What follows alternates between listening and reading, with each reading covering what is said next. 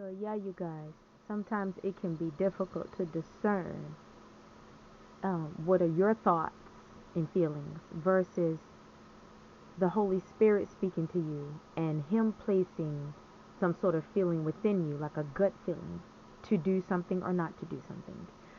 And I felt like, I said, well, I pressed against what I was feeling. So meaning like I was feeling like that feeling like don't go there, don't go there. But then you press against it and you go anyway because my nosy self.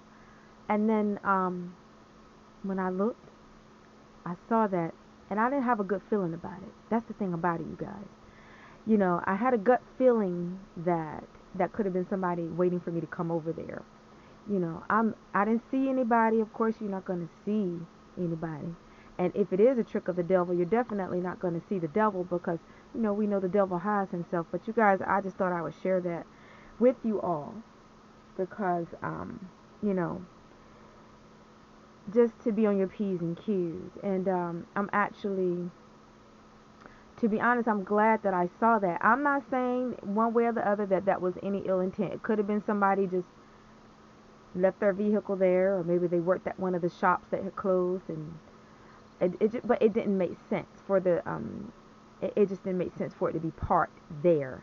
And like I said, that lot is pretty much isolated, you know, a lot of times. Other than some, I think maybe security's out there, and maybe the I don't know if you call them street sweepers or whatever you call it, lot sweepers or whatever. But yeah, so and then of course, when I'm out there, y'all, hey, I'm I'm not gonna say, but like I said, I'm safe. But who is really safe in this world, you guys? And it got me to thinking about, it's just sad that we live in a world where you can't even come out at night without worrying about some fool running up on you or rolling up on you. And see, the thing about when you are a content creator and you film videos, you have to be careful about filming your locations. If you film your locations, do not go back to that same location to film the next day or the next night. Because there's going to be some nutcase out there that is studying or trying to figure out your surroundings, perhaps to see if he, she, them, or they can come out there and do something to you, or to rob you, or to maybe kidnap you, or anything. That's the type of world we live in. You got to think like this because we've got freaks out there that are demonic, and that's how a freak thinks. And so, I wouldn't advise anybody to film in the same location 2 days in a row or 2 nights in a row if your surroundings have been seen in your video. Case in point is this. Maybe it's been over a year ago, I had gone to a lot and filmed a video. And in this particular video, I was talking about Jesus. Well, the devil don't care who you're talking about. The devil's always on the prowl. And I posted my video, okay? And I don't post it in real time. Sometimes I'll post my videos, it could be days later. But I had gone back out there, not right after, I'm not going to say right after I did my video, but I eventually had gone back out there. And I always check my surroundings, of course, and always park in a location, whereas, I'll just put it this way. If somebody try to run up on me, they'll only do it once. That might be too much information, but hey, they will never roll up on nobody else. But my point is this. I had gone to that lot again. Not the one that I went to that I told you guys about first, but this is another place.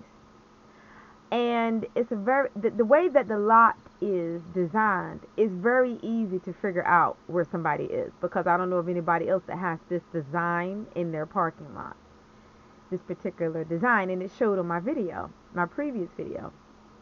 So I had gone back out there, you guys, and I had parked in pretty much a location that I always parked in. And in the distance, afar off, I saw I want to say three figures walking towards me. And I could tell they looked like males. Now, number one, there is no reason for these people to be in this empty lot. The businesses were closed. The lot is extremely big. And they were walking in the direction towards me, where I was sitting. So there's no reason for them to be walking in my direction. For what? And they were afar off, and I saw them.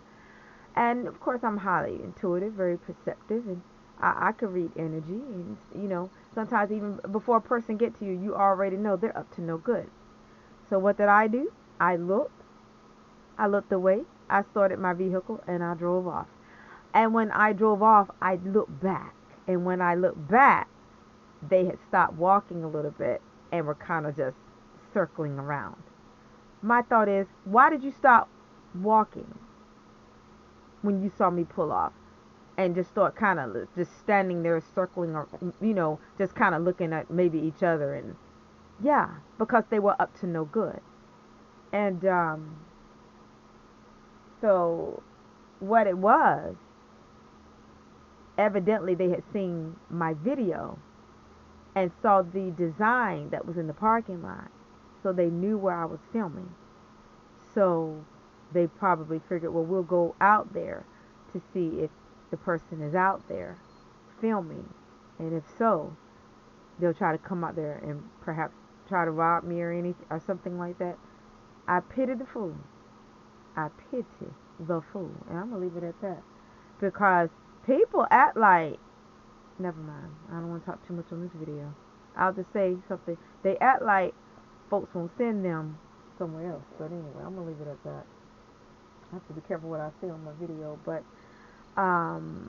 you guys, this is a sick world.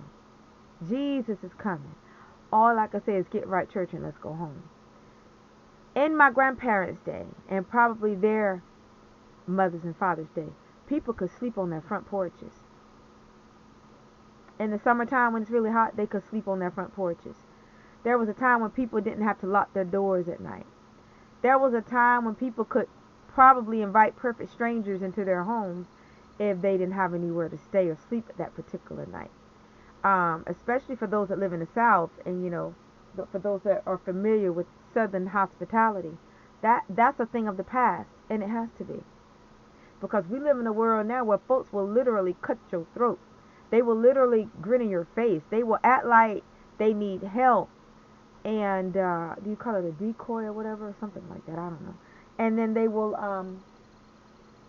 turn on you or have somebody run out of the shadows to attack you. Or it could be somebody pretending they're stranded beside the highway. And let's just say a good Samaritan stops by to help them. But what the good Samaritan doesn't know is that there's somebody hiding in the bushes waiting to rob them. We just live in a world now where if a person has a problem, you almost just have to let them be. Unless you can kind of read into that situation and you have a discerning spirit. And anytime that you live in that type of world, you live in a sick world. Because I believe there are people out here that really want to help people. And there are people out there that are decent and really need help.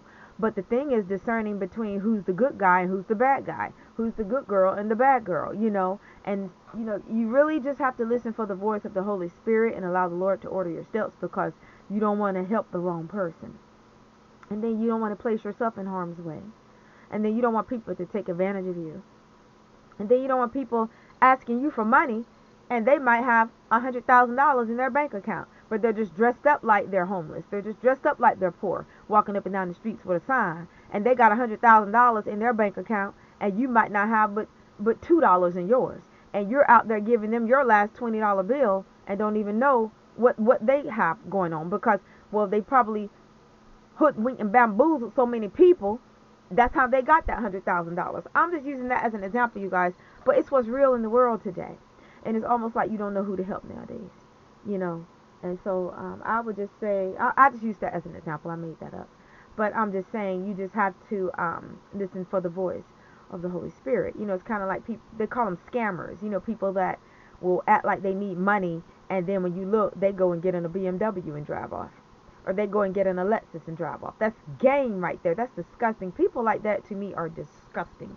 Because there are people out there that really need the help. And then you've got scammers out there that don't need the help. They just probably want somebody to pay their car note so that they can take their car note money and maybe go get their nails done or get their hair done or get their hair cut or something, or buy some clothes. We live in a disgusting world, but